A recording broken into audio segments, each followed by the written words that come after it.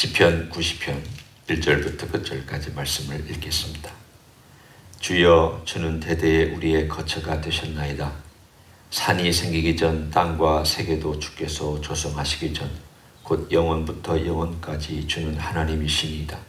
주께서 사람을 티끌로 돌아가게 하시고 말씀하시기를 너 인생들은 돌아가라 하셨사오니 주의 목전에는 천년이 지나간 어제 같으며 밤의 한 순간 같을 뿐임이니이다. 주께서 그들을 홍수처럼 쓸어 가시나이다. 그들은 잠깐 자는 것 같으며 아침에 돋는 풀 같으니이다. 푸른 아침에 꽃이 피어 자라다가 저녁에는 시들어 마르나이다. 우리는 주의 노에 소멸되며 주의 분대심에 놀라나이다.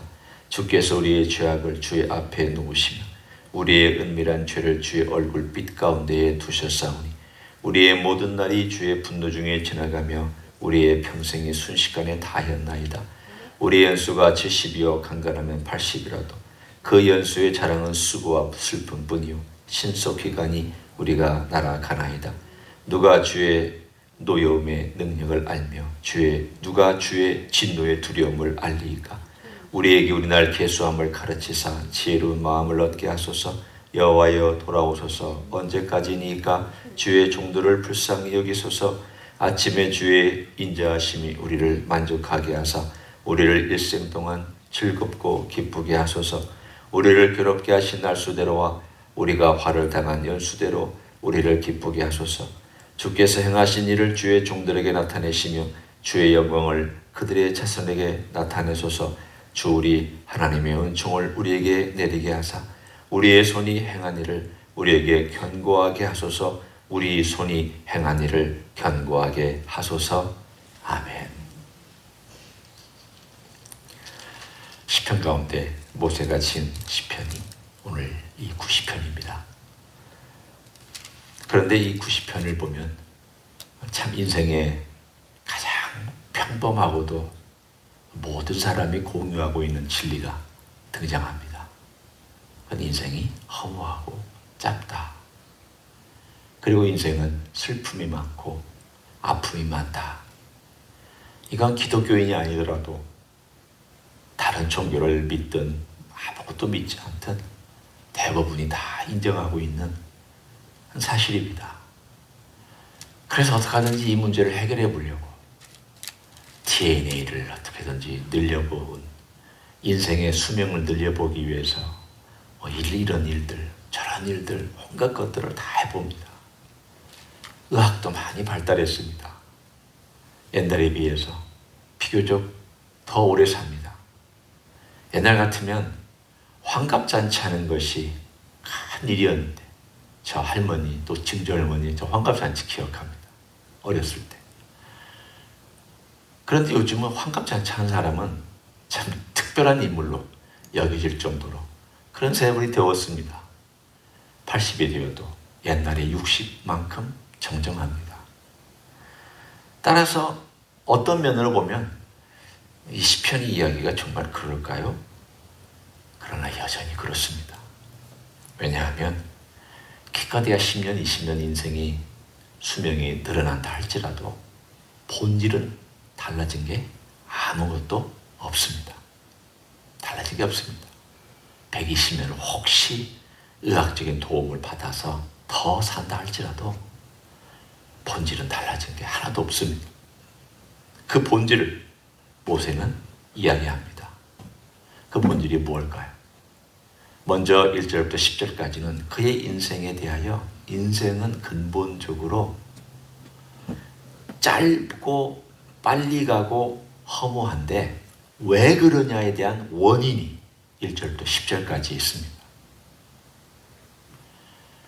현상만 보고 살아가는 사람은 어리석습니다.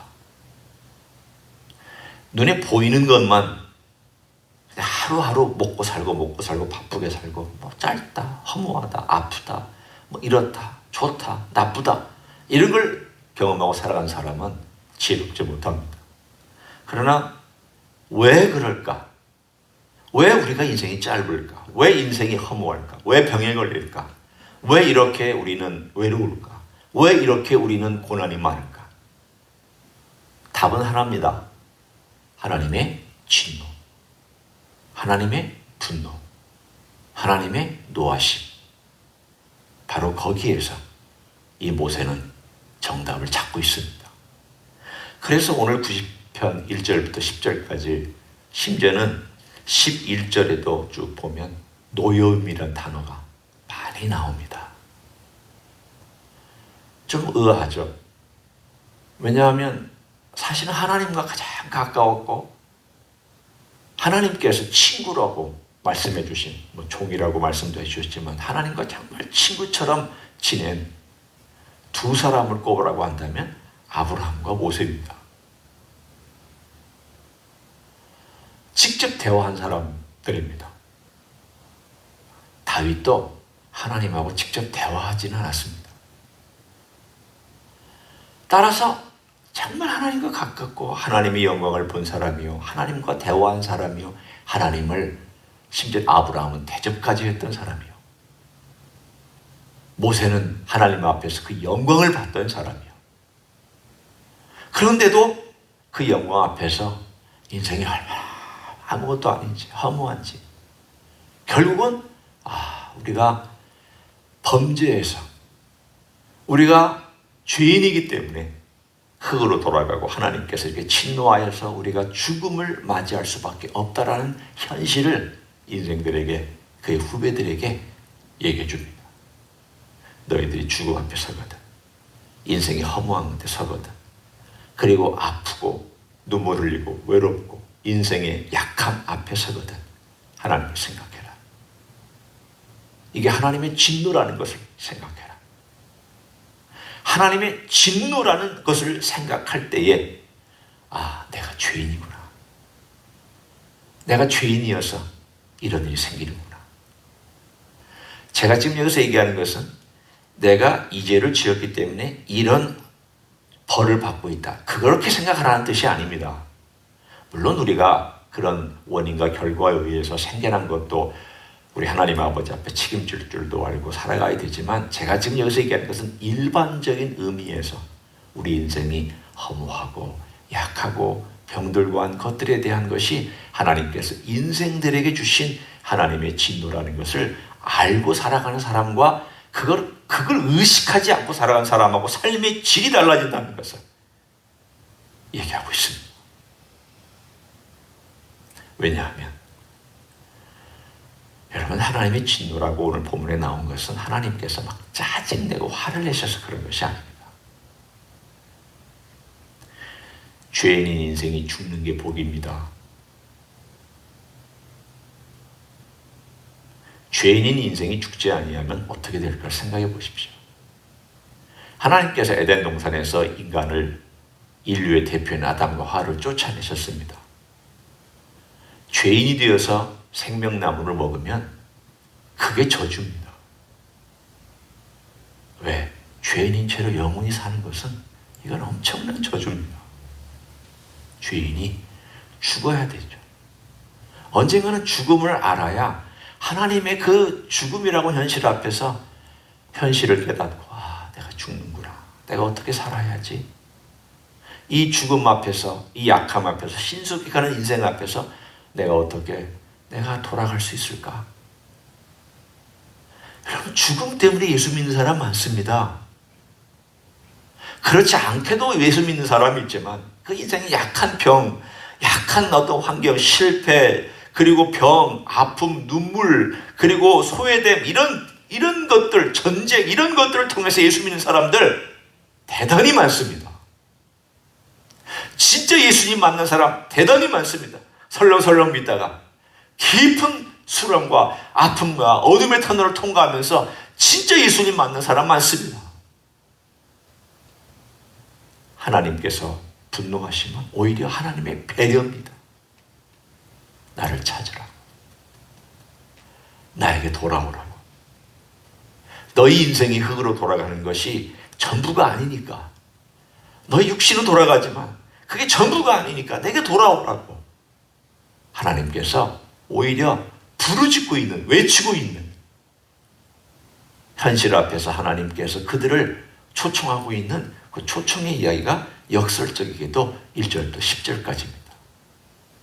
그래서 11절이 이렇게 그 다음으로 향하는 경과구, 일종의 트랜지션 이렇게 등장합니다. 누가 주의 노여움의 능력을 알며 누가 주의 진노의 두려움을 알리까? 참 멋진 말입니다. 저는 시편 90편을 보면서 새삼스럽게 11절이 의미가 있다고 생각했습니다. 많이 본 시편입니다. 많이 설교한 시편입니다.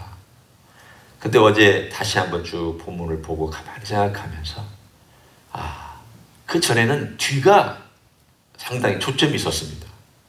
그 뒤에 기도하는 제목 한 3가지가 늘 초점이 있었는데 어제는 유별나게도 11절 누가 주의 노여움의 능력을 알며 누가 주의 진노의 두려움을 알리까? 누가? 라고 하는 이 표현이 참 와닿았습니다. 나는 알까? 우리들은 이걸 알고 있는가? 얼마나 그러면 안다면 얼마나 알고 있는가? 하나님의 그 두려움과 진노의 그 깊이와 큼을 다시 바꾸어 얘기하면 인생의 허무함과 약함과 죄악과 죄인됨을 얼마나 알고 그것으로 인해서 하나님께서 우리에게 부여하신 이 죽음이라는 길을 걸어가고 있는 이 큰 것을 내가 얼마나 알고 있는가? 알고 있다는 것을 내가 머리로만 아는 것이 아니라 내 온몸으로 체험하고 있으며 그것을 느끼고 있으며 그렇구나. 인생은 이렇구나. 내가 이렇구나. 인생은 이렇구나 해서 내가 이렇구나 라고 이렇구나. 그래야 그 다음에 나오는 기도가 절실해집니다. 그 기도는 은총을 놓고 기도하는 기도 제목입니다. 하나님의 진노를 역설적이게도 이길 수 있는 것은 하나님의 은총밖에 없습니다. 하나님의 진노는 절대 인간이 이길 수 없습니다. 하나님의 진노는 절대 인간이 해결할 방법이 없습니다. 하나님의 진노는 하나님의 은총으로만이 극복되고 해결됩니다. 이상한 표현 같지만 그렇습니다. 그래서 오늘 하나님의 진노하심을 아는 자가 하나님의 은총을 구합니다. 하나님의 노하심을 아는 자가 하나님의 은혜를 구합니다. 바꾸어 얘기하면 하나님의 진노의 깊이를 깊이 아는 사람은 그 은혜의 깊이를 깊이 알면서 그것을 구합니다. 그것밖에 인생에 해답이 없다는 것을 알기 때문입니다. 보십시오. 모세가 은총의 3가지를 구합니다. 이것밖에 없다. 내 백성들아, 모세가 자기 백성이라고 얘기하는 것은 그가 40년 동안 데리고 가나안 땅 바로 직전까지 와서 자기는 이제 죽고 그의 살아있는 사람들, 그 사람들을 이제 가나안 땅에 들여보내기 전에 기도하는 하나님께서 주셔야만 하는 은총 3가지를 기도할 때 들어보십시오. 첫째는 12절에 나와 있는 내용입니다. 우리에게 우리날 계수함을 가르치사 지혜로운 마음을 얻게 하소서. 기도의 내용이죠. 얻게 해달라. 하나님께 간구하며 하나님께서 제가 지혜로운 마음을 얻어야 되는데 그 지혜로운 마음이 은총으로부터 온다는 거예요. 하나님께서 주셔야만 내가 그것을 얻겠다고 간구하고 있는 내용입니다. 근데 그걸 어떻게 얻느냐? 하나님이 주셔야 되는데 하나님 제가 주의 진노도 알게 하시고 주의 은총도 알게 하시고 제가 살아가면서 주의 은총이 없이는 살아갈 수 없고 인생이 짧은 가운데 이 인생을 잘 헤아려서 어떻게 하여야 주님께서 내 삶 가운데서 주님의 그 놀라우심을 제가 경험하며 살 수 있을까? 남은 시간 동안만이라도 그 지혜로운 마음을 달라고 기도합니다. 지나간 시간은 어떻게 할 수가 없습니다. 지나간 시간은 바꿀 수는 없습니다. 내가 회개할 수는 있다 할지라도 지나간 시간은 바꿀 수는 없습니다. 그러나 지나간 시간을 내가 계산하면서 회개하면 앞의 시간도 달라질 수 있습니다. 현재가 달라질 달라질 수 있습니다. 내가 과거에 붙잡히지 아니하고 과거에 용서하거나 과거에 용서를 받거나 과거의 것들에 대하여 내가 정말 주님 앞에서 해결하고 나면 현재가 달라지고 미래가 달라집니다. 동시에 오늘의 현재의 시간을 계속할 줄 알면 내가 어떻게 살아갈지에 대한 지혜로움을 경험할 것입니다. 뿐만 아니라 미래의 시간이 얼마나 남았을까를 하나님께 구하면 하나님께서 매는 남았다라고 알려주시지 아니한다 할지라도 내가 앞으로 10년 남았다면 어떻게 살까? 하나님께서 나에게 20년을 주시면 내가 어떻게 인생을 잘 마무리할까? 그게 지혜입니다. 하나님의 진노를 덮을 수 있는 것은 은총밖에 없습니다. 그 은총을 늘 구하며 하나님, 은총 가운데 지혜의 마음을 주십시오. 두 번째는 오늘 본문에 14절에 이렇게 나와 있습니다. 아침에 주의 인자하심 우리를 만족하게 하사 우리를 일생 동안 즐겁고 기쁘게 하소서. 우리를 괴롭게 하신 날수대로 우리가 화를 당한 연수대로 우리를 기쁘게 하소서. 기쁨을 달라고. 한편으로는 사도 바울은 기뻐하라 이렇게 얘기했지만 모세는 기쁨을 주십시오 이렇게 기도합니다. 두 가지가 다 사실입니다. 기쁨도 하나님의 은총입니다. 오늘 우리의 남은 날수대로 하나님이 회복시켜 주셔야 기쁨이 있잖아요. 그렇죠? 어려운 환경이라도 하나님께서 내 마음 가운데 성령이 충만함을 주시면 어려운 환경에서도 기뻐할 수 있어요. 그런데 하나님의 은총이 내게 채워지지 않으면 어려운 환경 때마다 힘들어요. 그런데 하나님의 은총이 채워지면 어려운 환경도 넘어가고 이겨내요. 그래 은총이 필요한 것입니다. 은혜가 그래서 필요한 거예요. 하나님이 우리를 도와주시고 하나님이 우리를 이끌어 주시려고 할 때 그 은총이 필요하다고 고백하고 간구하는 자에게 하나님이 부어주시면 어려운 환난과 역경도 견뎌낼 수 있고 이겨낼 수 있습니다. 기쁨도 더 우리 삶 가운데 풍성해집니다. 기뻐할 일이 있기 때문만이 아니라 그렇지 않음에도 불구하고 기뻐할 수 있는 것은 하나님의 선물입니다. 세 번째는 오늘 하나님의 은총 가운데서 마지막에 나와 있는 것처럼 17절에 주 우리 하나님의 은총을 우리에게 내리게 하사 우리의 손이 행한 일을 우리에게 견고하게 하소서. 다 은총인데 은총의 세 가지 측면 중에 하나님 마지막까지 제가 애쓰고 수고한 것에 결실이 좋게 해달라고. 자식이면 자식, 하는 일이면 일, 그리고 내가 만나는 만남이면 만남, 내 인생 자체 이 모든 면에서 결실이 있게 견고하게 마감할 수 있게 해달라고. 얼마나 멋진 기도예요. 현실적인 기도이면서 멋진 기도를 드립니다. 이 모든 것이 은총의 측면입니다. 하나님은 비록 진노하신 가운데 우리를 가둬두셨지만 가둬두신 것만이 하나님의 뜻이 아닙니다. 가둬놓으실 때에는 이 진노에 가둬놓으심 속에서 하나님의 은총을 구하라고. 내가 너의 은총을 부어주기를 원한다. 그런데 네가 너의 약함을 알아야 나에게 구하지. 죽음 앞에 서봐야 네가 나에게 간절히 간구하지. 네가 약해봐야 나에게 찾아와서 열심히 기도하지. 그 사실이 맞아요. 일이 잘 풀리고 평안할 때 기도 열심히 안 했거든요. 주님 열심히 안 찾았거든요. 죽음의 현실과 아픔의 현실 앞에 은총을 간절히 구하면 오늘 이 세 가지의 간구를 주께서 들으시고 여러분의 인생을 은총의 인생으로 만들어 주실 줄로 믿습니다. 그런 인생 되시기를 예수님의 이름으로 간절히 축원합니다. 기도하겠습니다. 하나님 아버지 감사합니다. 참 인생이 허무하고 인생이 짧고 인생에 힘들고 외로움이 많습니다.